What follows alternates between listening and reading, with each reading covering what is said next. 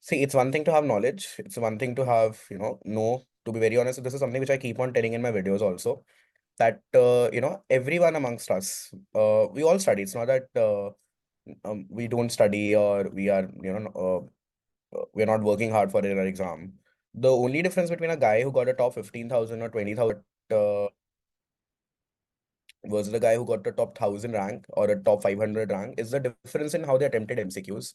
Their MCQ solving ability was probably better, way better as compared to someone who had a top 10,000 or a top 15,000 rank. There's absolutely no difference between a guy in a 10,000 or a 1,000 rank in terms of knowledge. This is a very wrong, knowledge is not directly proportional to your rank. Beyond a certain point, knowledge stops mattering. If you have achieved that 70-80% kind of knowledge, after that it's your MCQ ability that starts to push your rank rather than your knowledge, because knowledge can only compensate for so much, right? But yeah, obviously you need a base of knowledge. You can't be just like, मैंने कुछ नहीं पढ़ा है मैं सिर्फ MCQ solving ability पे चला जाऊंगा. That doesn't work like that. You need knowledge in order to solve MCQs. But yeah, MCQ solving ability is also required. Just give me a moment. I'll just put on the slide. Just 1 second.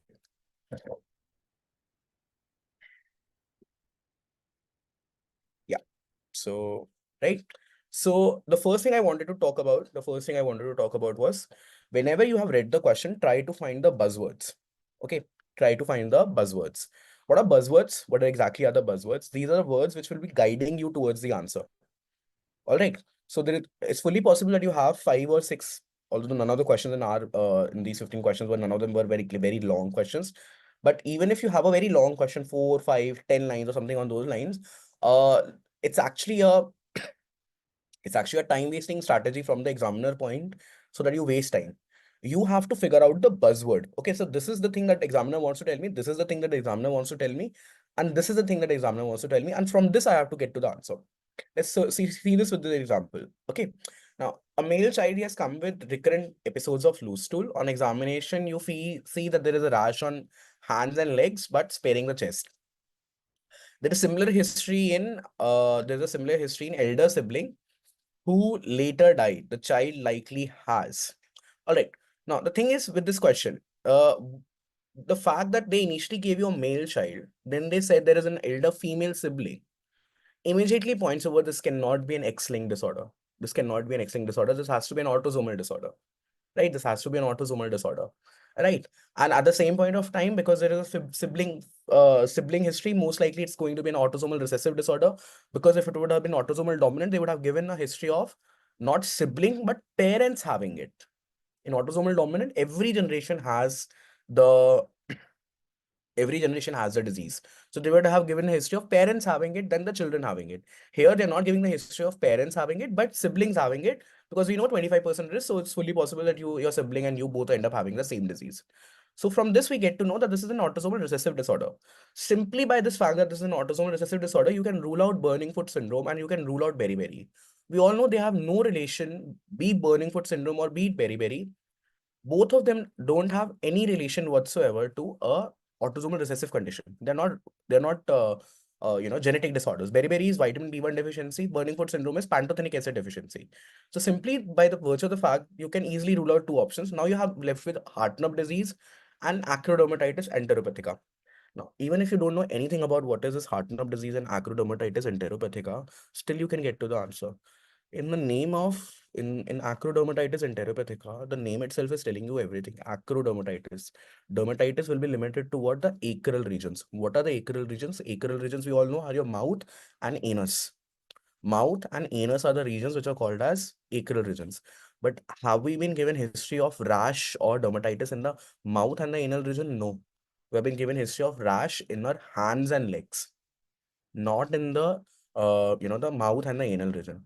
So even if we have no idea what Hartnup disease is, we can get to the answer.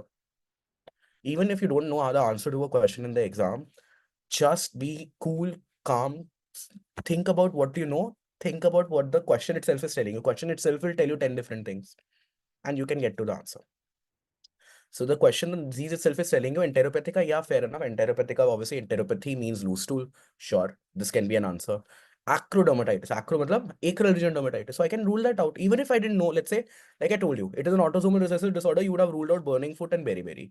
Now in the exam, let's say you have to mark between Hartnub and acrodermatitis enteropathica. It makes more sense to mark Hartnub than acrodermatitis enteropathica, simply because the name itself of acrodermatitis is not doing justice to the clinical presentation in the question. So the answer to this question is going to be Hartnub disease. We all know what Hartnub is. Hartnub is a disorder where it's an autosomal recessive disorder, and there is a defect in the neutral amino acid in the small intestine, neutral amino acid transporter. So you're not able to absorb tryptophan. When you're not able to absorb tryptophan, that tryptophan conversion to niacin doesn't take place. If no tryptophan, no niacin results in pellagra. And that pellagra itself is going to manifest in the form of dermatitis. And we all know that in case of pellagra, the dermatitis, it typically tends to involve the sun exposed area and spares the area which are not sun exposed. So your chest mostly is never going to be involved. Why? Because you're always going to wear something on your chest. But your hands and your leg you're not going to wear, especially on your hands, you're not going to wear anything. And that is the reason you will have rash and dermatitis on that particular area.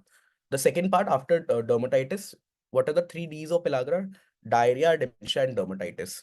So diarrhea I have given in the form of episode of loose stool. I did not give dementia, but still this much is enough for you to get to the diagnosis. And the diagnosis here will be Hartnub disease. Okay, so look for buzzwords. Buzzwords will get you to the answer.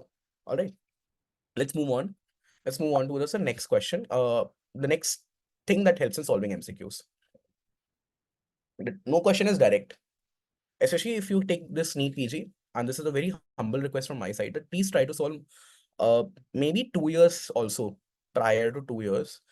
I could have said that, NEET PG has a different sort of a Q bank and INICT has sort of a different kind of a Q bank. That's no longer valid. That genuinely is no longer valid. There was some question in this NEET PG, which were 2013, 14, and 15 INI repeats or AIMS repeats. Exact repeats, not even one word changed here and there, repeats. That's what I'm trying to tell you. Now, what it basically means is that NEET PG also has moved towards an INI-like pattern, and they're not going to give you simple, direct one-liner questions, which NEET PG used to give maybe in 2017, 18, 19, 20, 21, till 21 also, let's put it that way. For the past 2-3 years, they have moved away from it. And in fact, the topic list also, the important topic list also is resembling more of INI-CET rather than that of NEET PG. So you cannot be like, I'll just do NEET PG, previous year question and previous year topics, and I won't even look at INI-CET important questions. You are in for a root shock. You will not, someone who has done maybe those 2-3 extra papers will have an extra advantage over you. So start solving INI-CET papers also. They will definitely be of a lot of help. Okay. Now, no question is going to be direct now. Again, they'll give you a buzzword and ask you to think a little bit more laterally. A person in Punjab is fan of makke di roti and eats it daily. What is makka? Now, I know that someone, if you are from South, you might not understand this. Makke di roti is corn. It's corn. Corn is also called as maize. So basically, I'm giving you a history of maize-rich diet. He comes to you with history of forgetfulness, dementia. He comes to you with history of forgetfulness and loose stool, diarrhea, which is not improving with medication. The culprit for this condition is, so we all know in case of maize-rich diet, maize has very high amount of leucine. It has very high amount of leucine. And this leucine and very low amounts of tryptophan. This leucine also inhibits the kynurenine pathway, which is involved in conversion of tryptophan to niacin. So again, this is a simple, both the question, if you look at it, both are pellagra questions. But they can, instead of giving you what are the 3 Ds of pellagra, diarrhea, dementia, dermatitis, no one is going to give you that question now. They will ask you these indirect kind of questions. Okay, but they'll give you some history of diarrhea, dementia, forgetfulness, loose stools.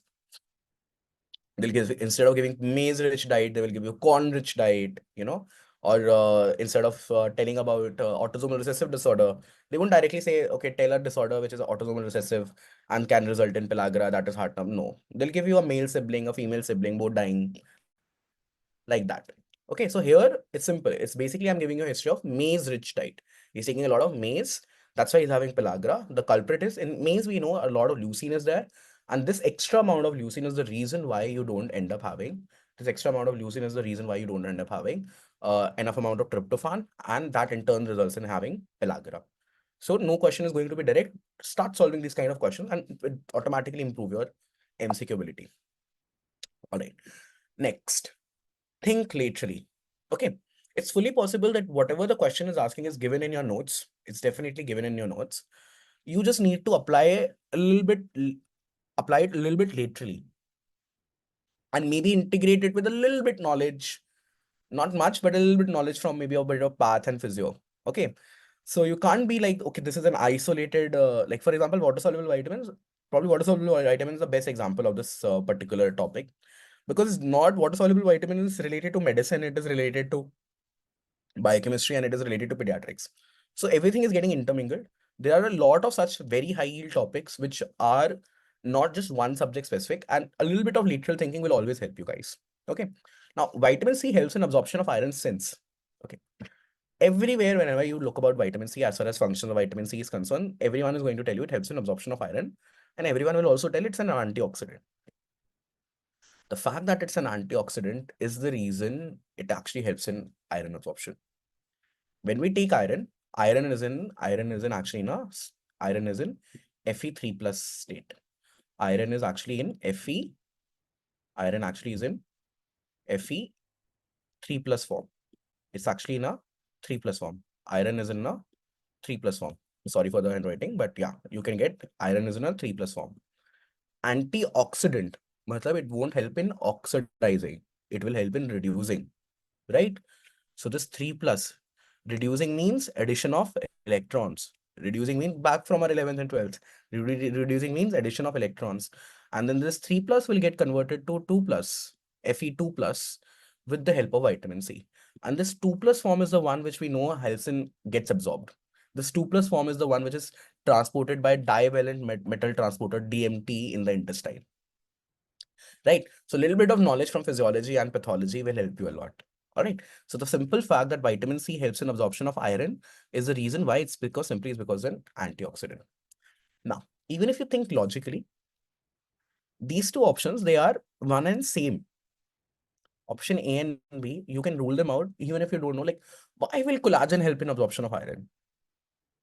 And even if it helps, vitamin C is involved in hydroxylation of both proline and lysine residues. Why specifically one residue will help in absorption and other won't? Doesn't make sense. So even if you did not know the answer, these two options are like, you can consider them, okay, these are pillar options. And these two probably would have made much more sense. And amongst that, obviously, the water soluble nature is never going to make sense. So even if you go on in a ruling out manner, this thing makes much more sense in the absorption of iron rather than the rest of the options.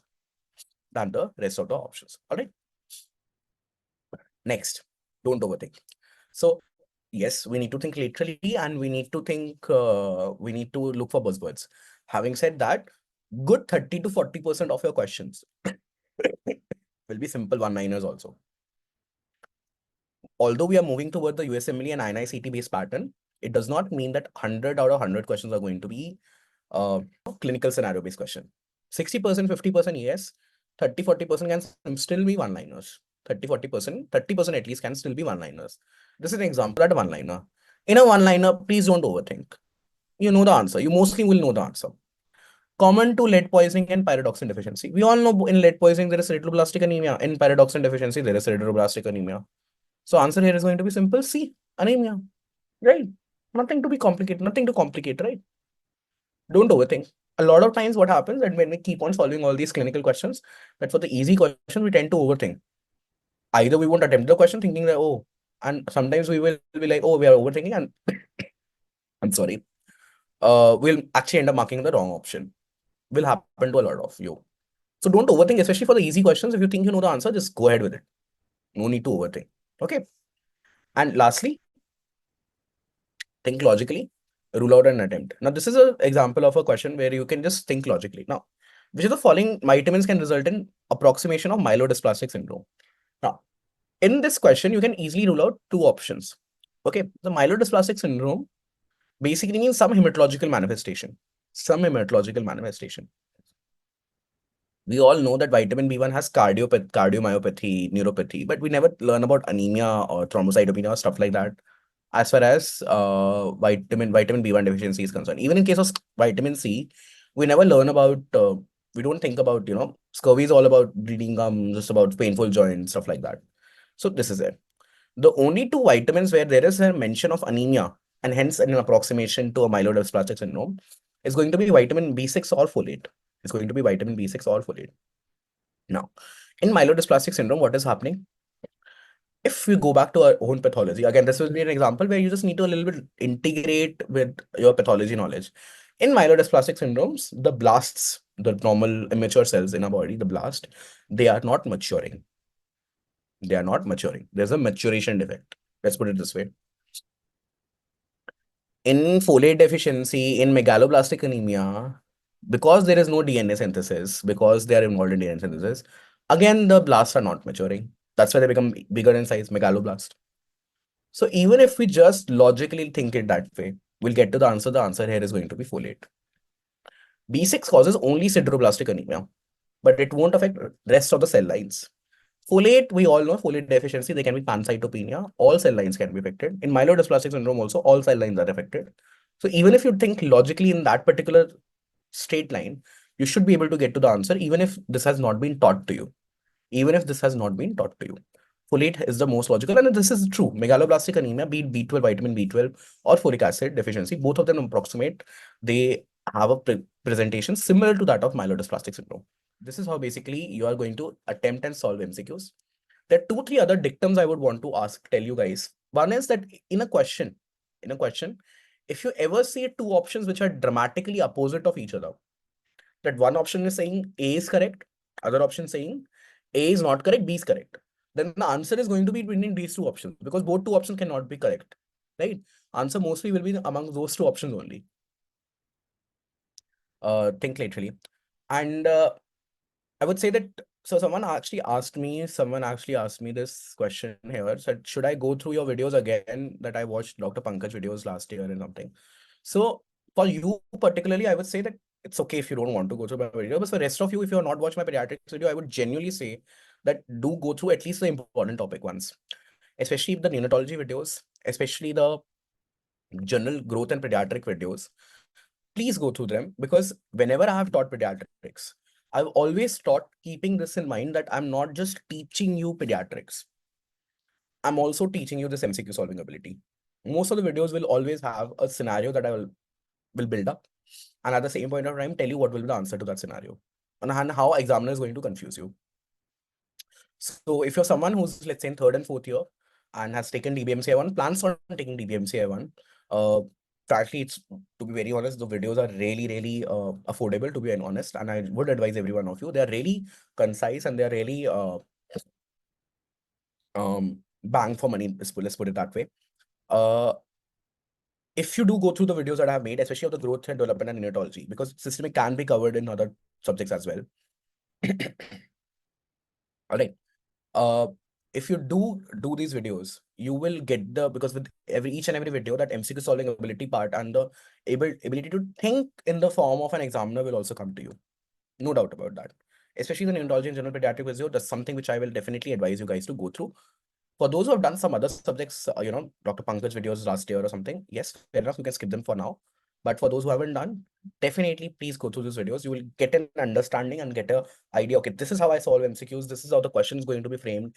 And this is how I'm going to attempt it. All right.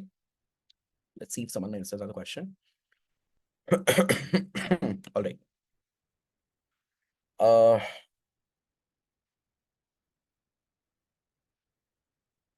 So Nathan, you can buy these videos. I think they're available. Just go to DBMCI 1 website. You can buy these videos. They're not really that expensive, to be honest. All right.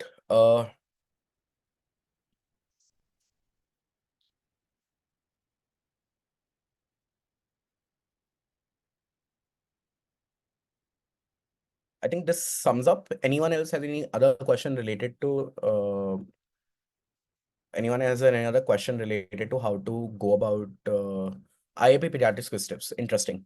This is good. This is actually good. So I'll help you out. Ghai. Datle ghai ko. The more in-depth knowledge of ghai that you have, the more in-depth knowledge of ghai that you have is going to help you a lot. Okay. And I would simply say that in case of I'm not sure how it works in your college. And Malcolm, I don't know how it works in your college. Are you giving it single and then they are making teams, or are you giving it with teams in the first place itself? Can you tell me that? Can you tell me that, Malcolm?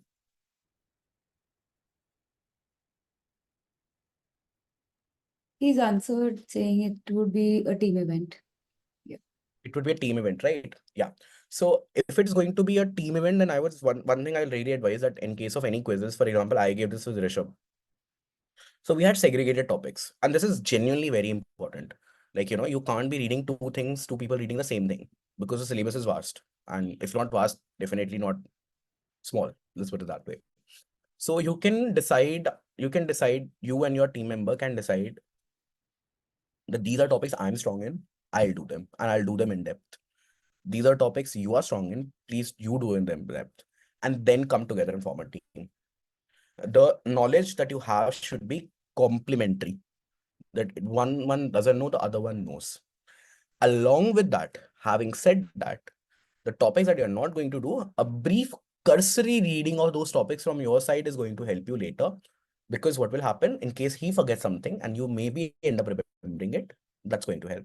But divide topics, very important, or based on your own strengths and weaknesses. But let's say, for example, when me and Rishabh were preparing for this particular quiz, I know I was strong in biochemistry. So this water soluble vitamins, nutrition, malnutrition, all these topics, they were mine, right? Rishabh had attended a seminar and had attended an NRP protocol like very diligently, made notes and everything. So neonatology was his job. Then in the systemic pediatrics part, my physio was strong, so I did endocrinology. My hemat was strong, I did hemat, I did onco. He did, he did cardio. His father is a cardiologist, so he did that. So yeah, for Aishwarya, I would say if you're getting 90 to 100 questions correct in GTs, if you're attempting 190 questions, see like I told you, you should first start attempting by 160 to 180 questions, 160 to 170 questions. Only if you're getting in those 170 questions, 130 plus or 140 plus, then should you try and get to a 200 or 190 plus attempt rate. There is no point in attempting all 190 questions if you're stuck at 90 to 100 corrects in GTs. First, try to improve it to 110, 120, maybe 130 also, and then try to go to the 190 to 100 questions attempt level. Otherwise, yeah. So, Nurav, the really tough question, the 5 to 10% really tough questions, so there are two ways about it. Okay. You can attempt them, but like I said, the person who should attempt all questions should be confident enough that they are already getting 130 and 140 correct. Because only then it makes more sense to you to attempt, because your good chunk of 140 correct can compensate in case you get some question wrong. One thing I'll actually advise as far as GTs are concerned is that you should not you should attempt a GT once at the very beginning of internship or a preparation to know your basal level. After that, the next GT should not be attempted for next 1.5 to 2 months. This is something which a lot of people will say very differently. Someone will say, keep on attempting GTs. Someone will say, something different. This is my strategy. I can be wrong, but I personally feel that there is no point in attempting a GT when you have not done even a single subject. When you have not done a single subject, the first GT is important to get to know your basal level. That's fine. After that, after you have done your 7 to 8, around done your 7 to 8 subjects, like 40% of your subjects, then start attempting GTs. After that, with each completed subject, just prior to the GT, one day prior to the GT that you're actually going to give, please don't give GTs like वो एक random test है मैंने बस उठ के दे दिया. If you want to make the best use out of GT, consider each and every GT like the actual exam, the actual damn exam. So if you're going to attempt a GT at 9 o'clock on a Sunday, then the entire Saturday should be spent revising volatile topics. And then on Sunday, should you give a GT? That will improve your GT scores. If you just suddenly ask me to give an exam tomorrow, even I won't get a good rank. Having said that, I'm confident, give me 1 week to prepare again for AIMS or NEET, I again will get a very good rank. Because that small revision definitely helps. So this is one definite advice. Don't attempt GTs when you're done just 1 or 2 subjects. You will just demotivate yourself, to be very honest. Start giving them at 7 or 8 subjects when you're sorted with those 7 or 8 subjects, including 1 or 2 major subjects. You can't be just like, I've done all minor subjects and I'm attempting GT. That's again foolishness. But 1 or 2 major subjects and total of 7 to 8 subjects, that's when you start attempting GTs. After that, take GT as an exam. Don't take GT as a GT. Take GT as an exam. I'm going to attempt GT on a Sunday. Every 2 weeks, attempt a GT, and every second Saturday, prepare and revise. Revise the volatile topics, revise anatomy, revise biochemistry, or revise important scores in surgery, and then attempt the GT. 100% your scores are going to improve. As far as the frequency of GT is concerned, I would say that, for example, if you're preparing for next year's NEET PG, let's assume that it's in May. That's what the murmurs are. That next PG, next year's PG is going to be in May, June. That's going to be the approximate time, because this year also it was in July. So not July, sorry, August. God knows, everyone keeps on forgetting that. So I get it. Yeah. As far as attempting GTs is concerned, uh, attempting GTs is concerned, I would say that initially you can start by doing it in once in 3 weeks, and then get your frequency down to once in 2 weeks. If you're very, very strong in GTs and everything, you like giving GTs, maybe once in a week.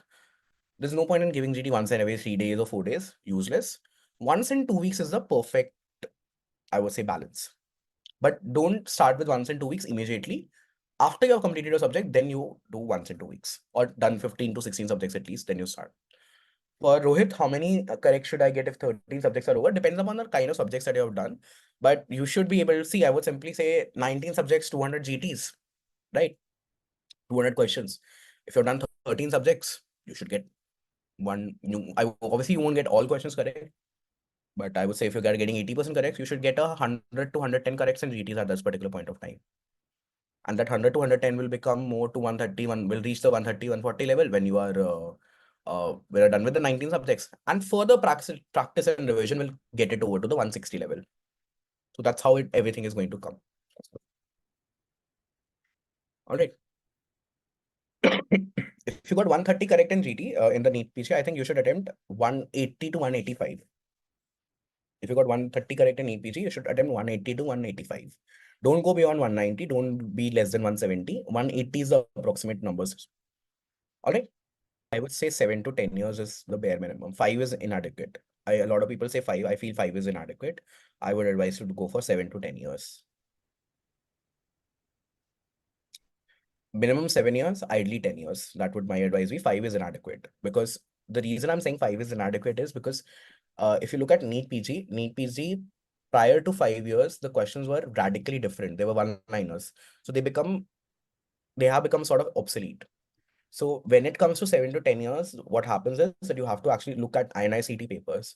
And INI-CT papers, if you look at very closely, from 2014 is when INI-CT actually came up into, if you actually analyze these papers and everything, 2014-13 is when INI-CT changed its pattern and became a very highly clinical paper. Earlier, even INI-CT also used to be a sort of NEET PG paper. So that's why I say that if you have a stronghold of 10 years papers, you will, that's more than adequate. But 10 years definitely, if not 10 years, but definitely from 2016, 17, you should solve.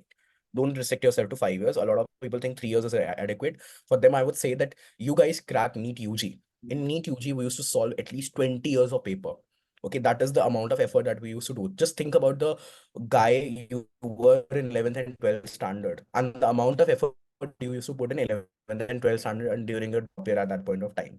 If you're able to match that much amount of effort that you used to do in 11th and 12th standard, and after that, if you're taken a drop to get into a college, that amount of effort, equal amount of effort is required for an EPG, if not more. So if you did not have problem solving MCQs at that point in time, you used to solve physics MCQs again and again and again. You used to solve the previous year questions of past 10, 15 years again and again, right? So why suddenly, as far as NEET PG or INI-CT is concerned, no, I'll just do 3-year papers. I call by love of God, I can never understand this. This just reflects, all it reflects is an inability to work hard. I'm so sorry if that hurts anyone, but all it tells me that you don't want to work hard. And please, sorry, a top 100 rank or a top 1000 rank is never given by God to a person who doesn't work hard. You have to work hard. All right. So that's it. At least 7 to 10 year papers is a bare minimum I want you to do. All right. See, a lot of doubts. Obviously, everyone is going to have their personal doubts, so I can't, Yep. answer each. Simple मेरी request है, मैंने बहुत सारे doubts की ना stand alone videos बनाई हुई हैं on my channel. Just go to my channel, एक बार देख लो. I have 400 plus videos on my channel. Okay, और मैं दिस इज द रीजन मैं आजकल वीडियोस नहीं बनाता यूट्यूब पे, बिकॉज मैंने जितना ज्ञान बांटना था दे दिया है. I have already done told whatever I have to offer as far as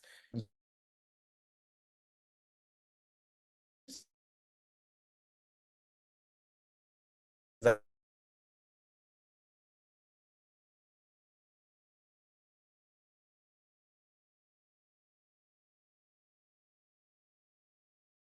can't answer everything here because I'm a little unwell. So yeah. All right. I think I'll take a leave right now. Thank you. Thanks a lot for those who came here. You guys will mostly get the answers to these questions as well.